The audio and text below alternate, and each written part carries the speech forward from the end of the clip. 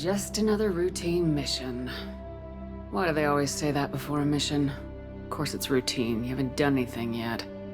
It's everything that happens along the way.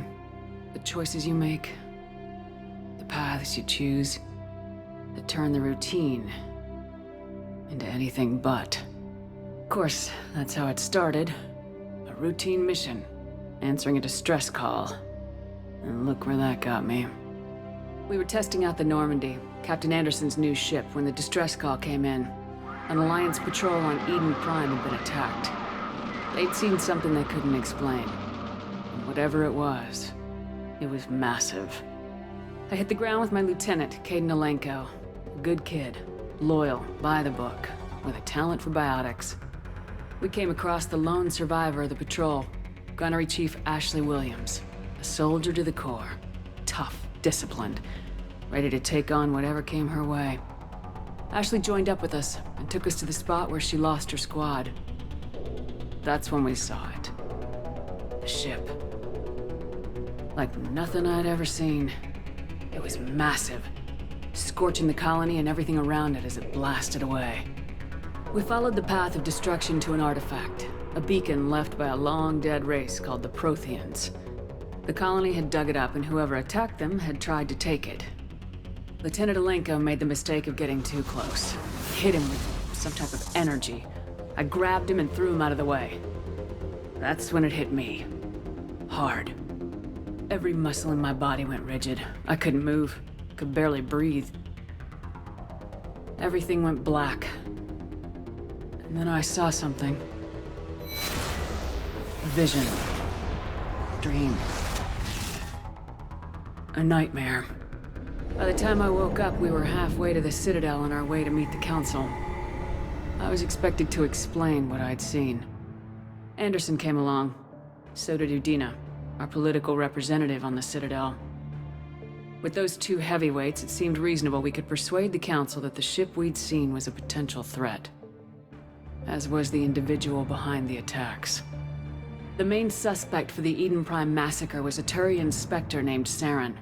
He'd been seen by one of the survivors from the colony at Eden Prime, and there was some evidence to suggest that the ship was connected to Saren. But even Udina's pointed accusations weren't enough to convince the Council. They just couldn't believe one of their chosen elite Spectres could be guilty of something like that. They needed proof, which meant I needed proof. Fortunately, I wasn't alone in my search.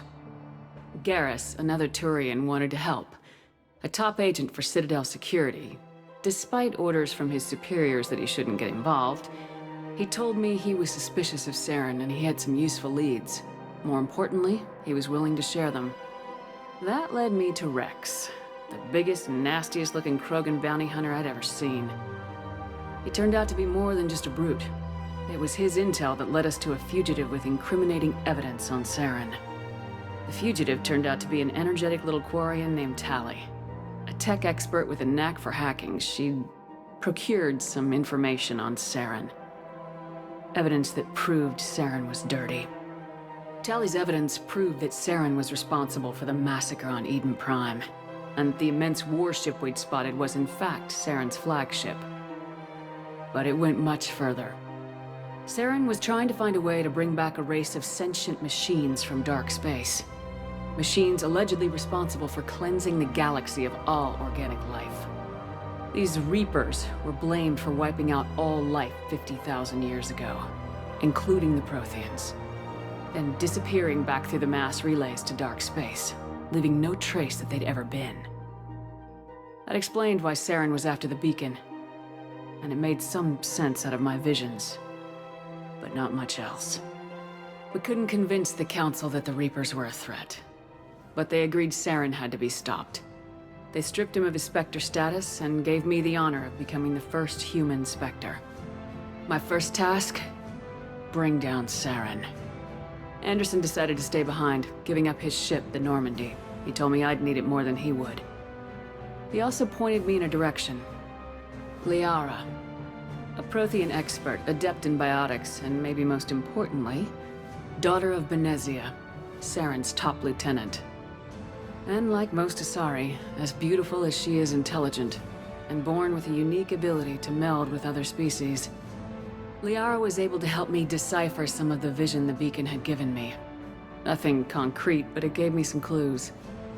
And a new appreciation for the Asari. Her technique for accessing my vision was unexpected, but not at all unpleasant. Kaidan was a little concerned about the connection I shared with Liara. As commander, I knew either relationship had the potential to interfere with the mission. I decided discretion was the better part of valor, and kept my focus on our goal, finding Saren. Thanks to Liara's help, we had our next lead, Benezia. Saren had taken her to Noveria, where he'd enslaved the queen of a dangerous race of insect-like creatures, the Rachni. He ordered Benezia to use the same technique Liara had used on me to extract information from the Rachni queen. The queen's drones were everywhere, and they were not happy. We had to fight through hundreds of them to get to Benezia. By the time we arrived, Saren was gone, with the information. I tried to reason with Benezia, but Saren had indoctrinated her. He had somehow acquired the ability to control people's actions and wills. Benezia wouldn't surrender, and Liara was forced to watch her mother die in her arms. And I was left with an angry, dangerous Rachni queen to deal with. She claimed her drones would do no harm if I released her. But the Rachni had terrorized the galaxy before. I couldn't take the chance. I had a mission to do, and an army of angry Rachni would be one more problem I didn't have time to deal with. With Saren's top lieutenant dead, he was quickly running out of time and places to hide. I tracked him down at his base on Vermeer, but we soon learned it was more than a base of operations. It was a breeding ground. Saren was breeding an army of Krogan. He'd found a cure for the genophage, a disease inflicted on the Krogan to prevent them from breeding and taking over the galaxy. But the Krogan Saren was breeding were slaves, mindless beasts that obeyed Saren's will. I had to destroy the base and all its research. Rex disagreed, violently. Rex wanted the genophage cure for his people. I tried to convince him to help me destroy it, that these Krogan weren't real. But he wouldn't back down. He just couldn't be reasoned with, and I couldn't let the base be saved, even if it meant curing the Krogan. Saren had to be stopped. When we finally got to the center of the base, I realized just how close Saren was to completing his plan. He was already in communication with the Reapers. Sovereign, Saren's flagship we'd all assumed was just a ship, was a Reaper. It spoke to me, threatened me. I could feel the menace it had for every living thing. It wanted me dead. It wanted us all dead. And I knew it was capable of doing just that. What I couldn't understand was why Saren would help it. But there was no time to think about it. Sovereign knew where we were. We had to destroy the base and get the hell out. I split my team into 2 squads, sending Ash with one and Kaidan with the other as a distraction. We had a nuke and we planned to use it. Before we could detonate the bomb, Saren showed up. We fought. I stalled him to make time for my team. And in talking to him, I realized the truth. It wasn't Saren who was indoctrinating everyone. It was Sovereign, the Reaper. And Saren was in deeper than all of them. He tried to convince me he was still in control. Said he'd found a way to reduce the Reaper's influence, but he was kidding himself. Or believing the lies Sovereign was telling him. Before I could convince him to stop, he ran, leaving me just seconds to extract my squad mates. I tried, but I wasn't fast enough. Ash was a good friend, and a great soldier. But I had to choose, and I chose Kaidan. That was the last time Saren would slip away from me. I knew then, the next time we met, one of us would die. With my team mostly intact, we chased Saren and his army to Ilos, a long-lost planet that had once belonged to the Protheans. As we prepared for what we knew would be a desperate fight, I spoke to my crew. We were just one ship, against Saren's growing army. I assured them all that despite the odds, we could defeat him. I'd never tell anyone, but I had my doubts. Leaving Ashley behind had hardened my resolve, but revealed a weakness in my defenses. How many more friends and allies would I be willing to sacrifice in order to stop Saren? We arrived on Ilos close behind Saren. Once on the planet, we discovered a Prothean databank that helped me put the final pieces of my vision together. The Reapers had come 50,000 years ago, and every 50,000 years before that, each time purging the galaxy of life. The Protheans had fought and died like every species before them, but a few survived long enough to leave a parting gift. The Protheans had discovered that the Citadel was the key to controlling the mass relays. By sabotaging the Citadel, they found a way to close the relays to dark space, slowing the Reapers' return, giving us the time we needed to find a solution to stop the Reapers once and for all. Saren knew this. He was leading his army to take control of the Citadel and re-establish the relays to dark space, bringing the waiting Reapers here to destroy us all. We followed him to the Citadel. It was intact, but heavily damaged. He'd caught the Council fleets by surprise, and they were only now regrouping. And with Sovereign as his flagship, there was little hope that the fleets could counterattack with enough strength to take back the Citadel.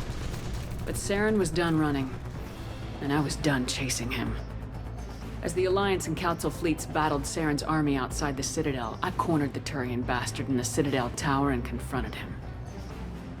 He died believing that the Reapers would save him.